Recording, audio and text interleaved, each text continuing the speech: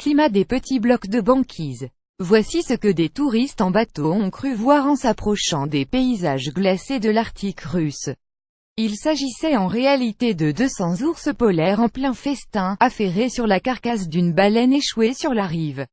Nous étions tous estomaqués, témoigne Alexandre Grouzdev, le directeur de la réserve naturelle de l'île Wrangel, située dans la mer des Tchoukchtchis dans le nord-est de la Sibérie. Selon lui, cette rencontre est unique en son genre. Parmi ces dizaines de prédateurs, de nombreuses familles d'ours blancs dont 2 mères suivies chacune par 4 oursons, une vision peu fréquente, explique Alexandre Grouzdev à l'AFP. Si un tel spectacle fascine les touristes, pour les scientifiques il illustre les conséquences du réchauffement climatique qui transforme l'habitat naturel des animaux, accroît la concurrence pour la nourriture et les rapproche des zones habitées. L'île Wrangel est traditionnellement l'endroit où les ours polaires se reposent entre août et novembre, après la fonte des glaces et avant de pouvoir repartir à la chasse aux phoques. Mais le changement climatique provoque la fonte des glaces plus tôt dans l'année et pousse les populations d'ours polaires de l'Arctique à passer plus de temps sur la terre ferme et à se rapprocher dangereusement des villages. Le manque de proie, conséquence directe du réchauffement climatique. Une baleine représente un véritable cadeau pour eux, plusieurs dizaines de tonnes de nourriture, soit assez pour plusieurs mois, explique Alexandre Grouzdev. Les ours polaires sont de plus en plus nombreux à se rendre sur l'île Wrangel et ils y passent aujourd'hui en moyenne 1 mois de plus qu'il y a 20 ans en raison de la fonte des glaces, selon Eric Reger, spécialiste de l'Université de Washington. Cet automne, les observateurs en ont recensé 589, un nombre anormalement élevé et plus du double des estimations précédentes. Selon lui, la population d'ours polaires de la mer des Tchoukchtchis partagée entre la Russie et les États Sounis reste en bonne santé. Mais cela pourrait changer si le temps passé sur la terre ferme continue de s'allonger. Car malgré l'existence de quelques sources de nourriture comme les bœufs musqués, les rongeurs ou même l'herbe, rien ne remplacera les apports en énergie de la chasse aux phoques, essentiels pour la survie des ours polaires.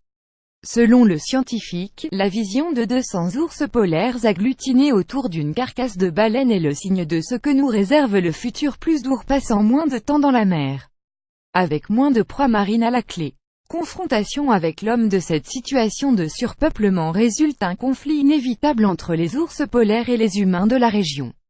Depuis mi-octobre, les ours polaires se rapprochent dangereusement du village de Rirkaipi, sur la terre ferme à 200 km de l'île Wrangel, à proximité d'un site où les morses aiment venir s'échouer.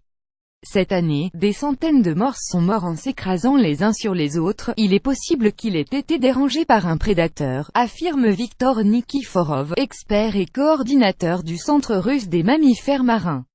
Certaines carcasses de morses ont flotté jusqu'au village et attiré des ours, dont l'une a cassé la fenêtre d'une maison, raconte Nikiforov.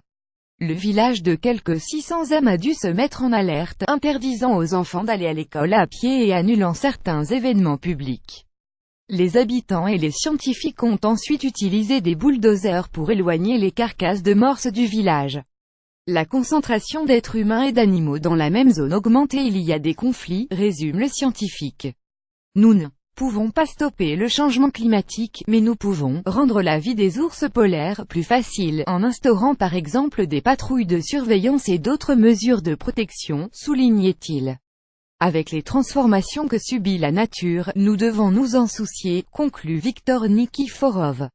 Lire aussi. Hulot invite les Français à présenter leurs projets pour la planète. Ce pianiste joue sur un glacier du cercle arctique pour nous alerter quand vous faites Paris-New York en avion. 3 mètres carrés de glace arctique fondent. Pour suivre les dernières actualités en direct sur le HuffPost, cliquez ici. Tous les matins, recevez gratuitement la newsletter du HuffPost. Retrouvez-nous sur notre page Facebook. À voir également sur le HuffPost plus article. Climat international, réchauffement climatique, Russie envoyé une correction.